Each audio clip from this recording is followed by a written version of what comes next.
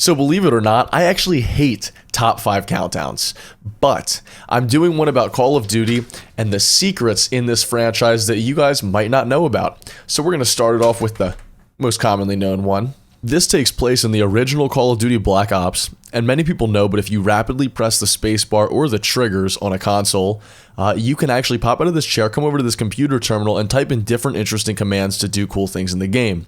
On top of that, if you go into Noclip mode, which is basically a hack, and you go below this room, and you actually go below the floor, you see there's another chair down there, as well as another TV. Basically, it's a small room inside of a larger room. I always thought that was interesting, and why Treyarch did that for their menu, I don't know.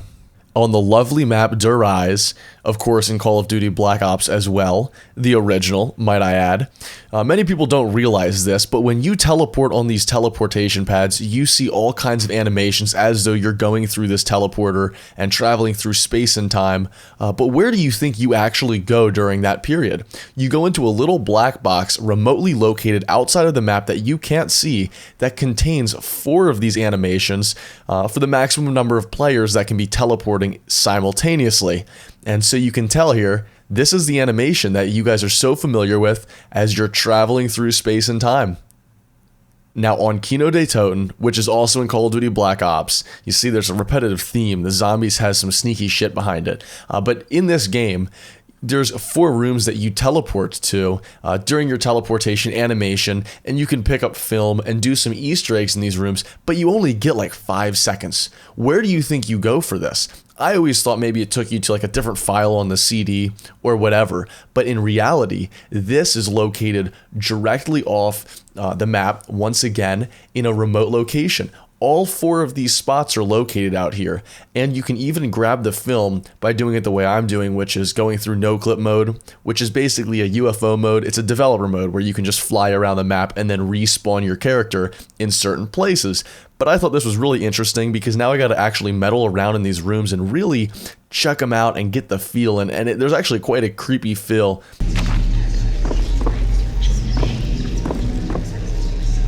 The infamous moon map also contains quite a secret for all of us. This is a huge map, and this is one in which you are spawning all the way from Earth to the moon. But as we've seen with Call of Duty, they seem to hide all of the same stuff in a certain area, in the same map, we can say. And so here we are on Earth, and typically the way you get to the moon is you come over to this teleporter, and you teleport right up to the moon base. Bang, we're here, right? Wrong. Let's check out where this moon base is actually located in relation to the Earth base. So if we come over to this Earth base, obviously hit my little sneaky developer mode, and fly right up into the sky, all you gotta go is like maybe 200 feet, and then bang, the moon base starts spawning in. I guess Treyarch did pretty well with spawning in all the elements only when you're near them. So that was how they were able to do this. Pretty cool. You could even teleport back to Earth if you want. And then of course this is the famous dome, the infamous dome, where you can I've watched a lot of commentaries inside of this dome, let me tell you. Welcome to another one. So I was telling you, it couldn't be all Black Ops, right? But anyway, this is MW2. At the end of the campaign, once you beat it, you get a bonus mission. A little play on zombies, but you're in a museum, a cool MW2 themed museum, and you can hit a button, a little red button, and then everyone starts attacking you like zombies. You have all kinds of weapons and stuff. Well, this is kind of a double whammy Easter egg. First off, you see that guy coming down on that string? Well, it turns out Infinity Ward fucked up and was too lazy to actually just put a rope there, so they used the rope that's attached to the helicopter, and they imported that whole animation so they wouldn't have to, redo it. I guess it makes sense, but hey, whatever. Now, if you're looking at what I'm looking, something looks a little fishy. We just left the museum, and I'm thinking I'm seeing a whole nother map right here. Well, it turns out this is the map from the end game where you end up killing whatever his name is. You pull the knife out of your stomach and kill him. But this is the whole map, obviously Rust too. But it's a very cool little Easter egg because it kind of turns out that I guess they just added on to this map to give you that little bonus mission, and they didn't really feel like redoing a whole new one. I still found it kind of interesting. Very, very pretty, actually, with all of the smoke and fog, if you do remember how this game ends. The waterfall even looks kind of nice, too.